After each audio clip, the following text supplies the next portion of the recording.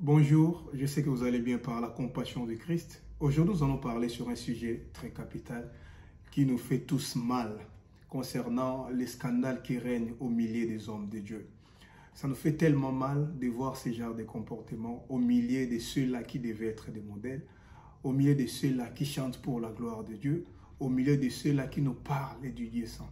Ça nous fait tellement mal, surtout parce que cela ternit l'image que les gens ont de l'Église. Cela empêche même certaines personnes qui devaient nous rejoindre de venir encore vers nous.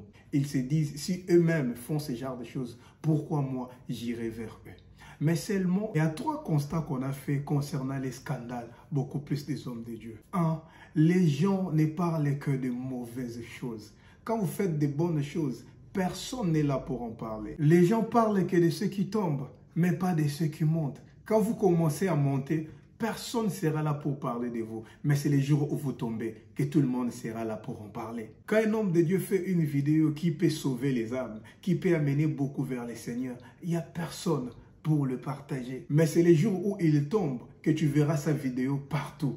Tout le monde sera là pour le partager. Même ceux-là qui ne les connaissaient pas vont le partager. Comme il est tombé, on doit le partager. Tout le monde doit savoir qu'il est tombé. Tu comprends par là que le monde est méchant. Commence une bonne chose. Personne ne sera là pour te soutenir. Personne ne sera là pour t'encourager. Tu te dis parfois que tu n'es pas connu. Oui, mais c'est les jours où tu commets une bêtise que tu te rendras compte que tu es connu. Parce que tout le monde sera là pour parler de toi. On ne prône pas les valeurs. On n'acclame pas la victoire des autres. On ne célèbre pas la réussite des autres. Mais nous sommes les premiers à parler de leur honte, de leur humiliation. Nous sommes contents quand ils sont tombés. Ça devient même un sujet de moquerie.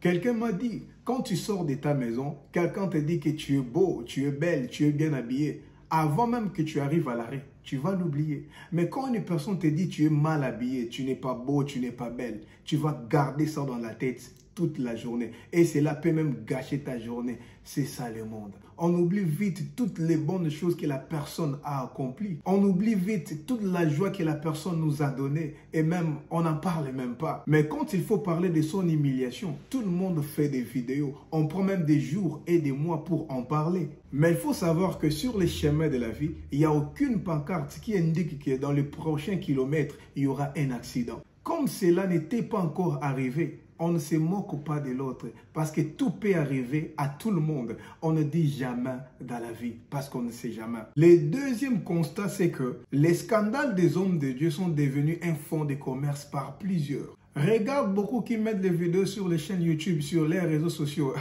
Ils manquent d'inspiration, ils n'ont pas la créativité, ils manquent les contenus pour mettre dans leur chaîne. Mais comme ils savent que tout le monde court après le buzz, tout le monde court après les scandales, surtout des hommes de Dieu, ils en parlent rien que pour gagner de l'argent, pour avoir le vu, pour gagner beaucoup d'abonnés. S'ils en parlent, ce n'est pas parce qu'ils ont mal, ce n'est pas parce qu'ils sont scandalisés, mais pour critiquer les hommes de Dieu, pour dénigrer les hommes de Dieu, afin de susciter beaucoup d'interactions, des commentaires, des likes et des partages. Les autres créent même des fausses preuves. Ils amènent même des vidéos soi-disant compromettantes dans lesquelles on ne trouve même pas les hommes de Dieu qui les incriminent. Parfois, ils font même les montages pour enfoncer encore les gens qui sont tombés. Pourquoi ça? Pour ternir son image, pour dégrader sa notoriété. Essayez de fréquenter leurs comptes. Tu ne trouveras pas de contenu édifiant qui prône des valeurs, mais que des critiques, que des choses sans valeur. Ce sont les genres de personnes qui sont prêts à tout mettre sur les réseaux pour gagner de l'argent, pour gagner leur vie, pour avoir beaucoup de vues et beaucoup d'abonnés. Alors qu'ils tuent nos héros, ils détruisent ceux qui font notre fierté. S'ils ne sont plus là, qu'est-ce qu'on va gagner?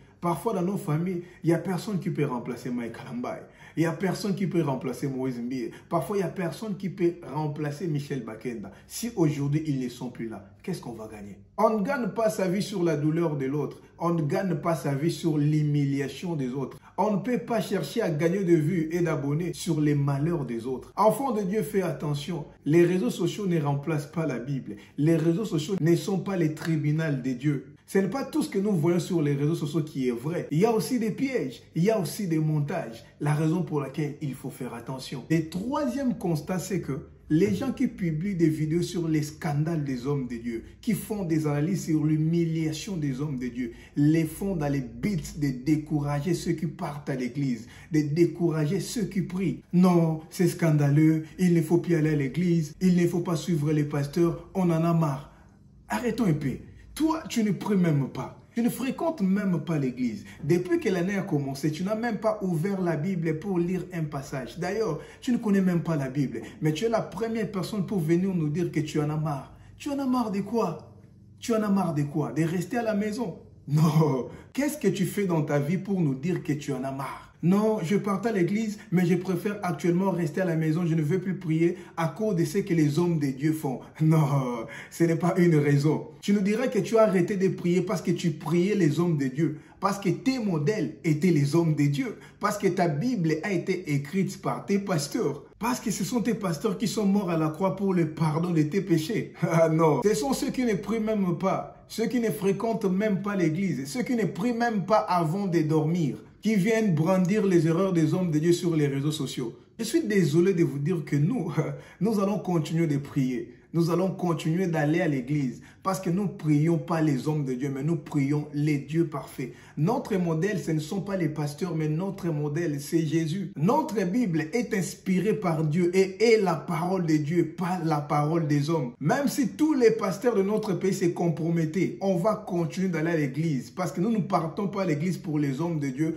nous partons à l'église pour Dieu. Nous prions un Dieu parfait. Les hommes peuvent nous décevoir pour montrer qu'ils sont des hommes, mais Dieu ne déçoit jamais. La raison pour laquelle on se confie d'abord à Dieu, pas à l'homme. Nous sommes les disciples de Jésus, pas les disciples de nos pasteurs. J'ai connu Dieu avant de connaître Mike Alambai. Mike Alambai passera, mais Dieu restera Dieu. La chute d'un homme de Dieu n'est pas une raison valable pour moi d'abandonner Dieu. Cela prouve simplement que je ne suis pas sérieux et je vais m'attacher au scandale des hommes de Dieu pour justifier mes mauvaises décisions, car le salut est individuel. Mon salut ne dépend pas de mon pasteur, mon salut ne dépend pas de mon église. Ils devaient être les modèles, oui, ils ne le sont pas. Ils sont une honte pour nous parce qu'ils ont terni l'image de l'église. Mais c'est Dieu qui va les juger, c'est Dieu qui va les frapper parce que Dieu frappe si ils ne se répondent pas. Et nous tâcherons d'être des modèles par la grâce de Dieu, pour ne pas passer tout notre temps à les critiquer et à les juger. Rien ne prouve que ceux qui les critiquent sont meilleurs que eux. Et étant donné que cela n'édifie pas, cela n'honore pas Dieu, on n'a pas la joie de parler sur leur chute. Bien-aimé dans le Seigneur, fais attention.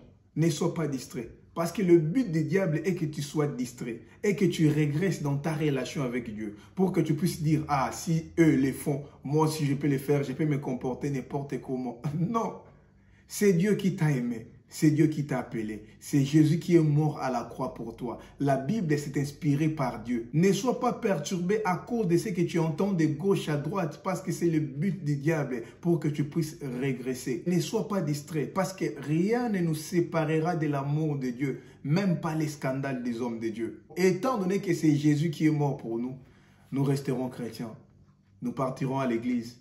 Nous continuerons de prier jusqu'à la mort. Que Dieu vous bénisse. Partagez la vidéo, mettez-nous un commentaire gentil, partagez avec la famille, partagez avec les enfants de Dieu. Pourquoi pas aussi de t'abonner si c'est pour toi la première fois? Parce qu'ici nous parlons de comment grandir dans notre relation avec Dieu.